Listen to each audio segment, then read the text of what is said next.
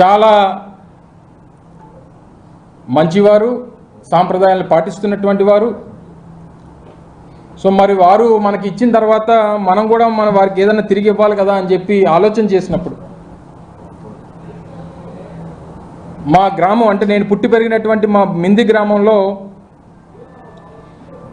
చాలామంది శాలివాహన సంఘానికి సంబంధించినటువంటి కుమ్మర్లు చాలామంది మా గ్రామంలో మాతో పాటు కలిసి మా కుటుంబ సభ్యులా నివసిస్తుంటారు. ముఖ్యంగా ఏదైనా ఇచ్చినప్పుడు మన ప్రాంతం మన మట్టితో తయారు చేసినటువంటి ఒక కుండలో వారికి ఇవ్వాల్సినటువంటి దాన్ని తిరిగి ఇచ్చేద్దామనేటువంటి ఉద్దేశంతో వారు ఎంతగానో ఇష్టపడేటువంటి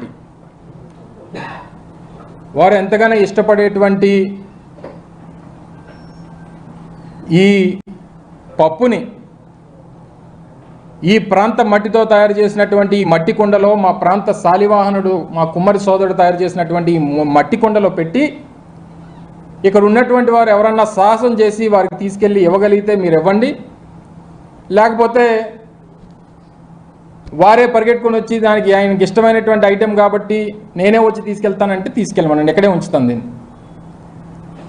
కాకపోతే ఈ పప్పుతో పాటు ఇందులో కాస్త ఉప్పు కారం కూడా కలిపా. కేవలం ముద్దపప్పు అయితే సరిపోదు వారికి.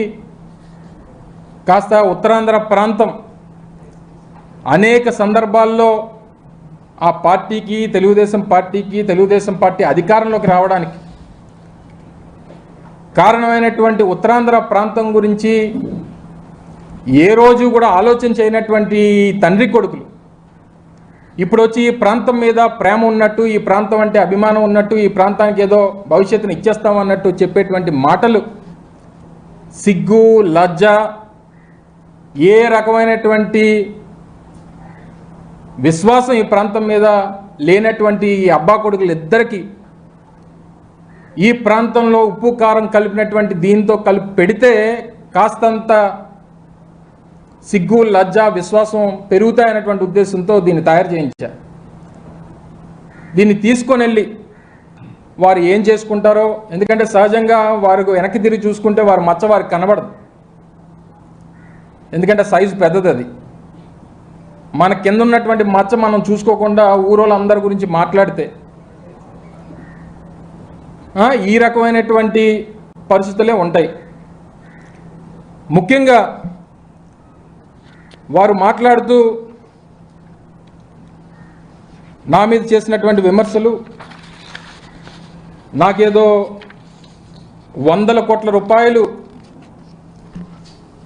నేనేదో అవినీతి చేసినట్టు, 100 ఎకరాలు నేను దోచేసినట్టు తాను మాట్లాడాడు. నేనేమి నీలాగా బ్యాక్డోర్ పొలిటీషియన్ కాదు.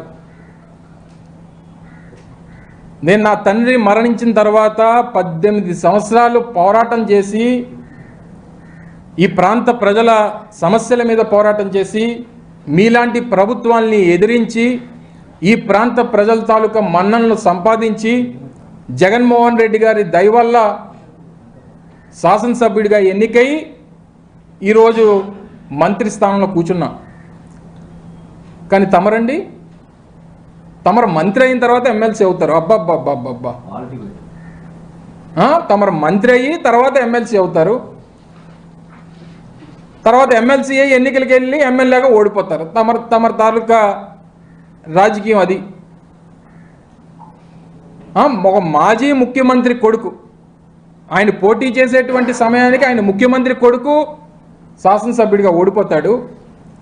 45 సంవత్సరాలుగా ఈ విశాఖపట్నం జిల్లాలో రాజకీయం చేస్తున్నటువంటి ఒక మాజీ మంత్రి కొడుకు ఈరోజు శాసనసభ్యుడిగా గెలిచి మంత్రి పదవిని అధిరోహించి జగన్మోహన్ రెడ్డి గారి ఆశీర్వాదంతో ఈరోజు రాష్ట్రంలో ప్రతిష్టాత్మకమైనటువంటి పరిశ్రమల శాఖకి మంత్రిగా ఉన్నాడు. అది నీకు నాకు తేడా.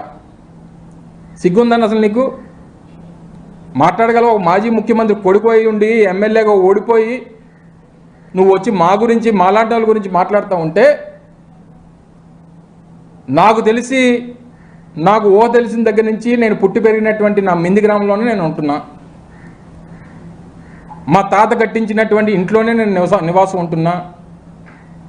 మా తండ్రి అక్కడే ఉన్నారు, నేను అక్కడే ఉన్నాను, మా తాత అక్కడే ఉన్నారు. మా ఫోర్ ఫాదర్స్ దగ్గర నుంచి ఆ గ్రామమే నాకు తెలిసి నేను పుట్టినటువంటి గ్రామం.